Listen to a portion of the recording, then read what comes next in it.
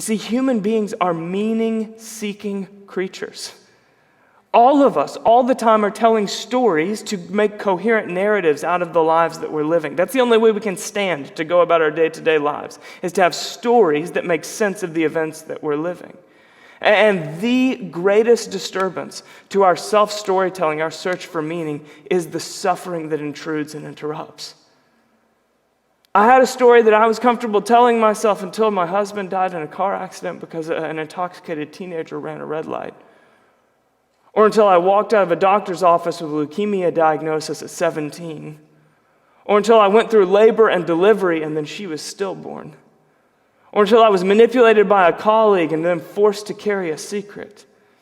You see, that's why the psychologist David Benner says, ultimately, we need a meaning strong enough to make suffering sufferable. This is the crucial test of any life meaning. It has to help us live life. For it to do that, it has to help us cope with suffering. The most scandalous part of Jesus to modern ears is his claim to be Lord. The most scandalous part of Jesus to ancient ears is that he, the Lord, would suffer. A God who bleeds, a God who weeps, a God who grieves, a God who dies.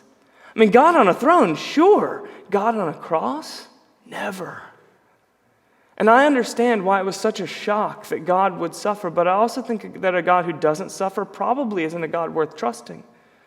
Because without the courage to take his own medicine, to crawl down here into this world and feel the darkness and the helplessness that the rest of us feel all the time, how could God be trusted? How could God be relatable? Without suffering, how could God help anyone cope with suffering? How could God tell a real story that our real lives can fit within? You see, Jesus and only Jesus makes suffering sufferable. Because he dealt with suffering by suffering. Because he made a way through suffering by suffering. And because he brings an end to suffering by suffering.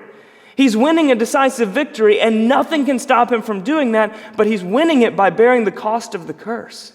By enduring the real-life consequences of choices that he never made on our behalf by suffering.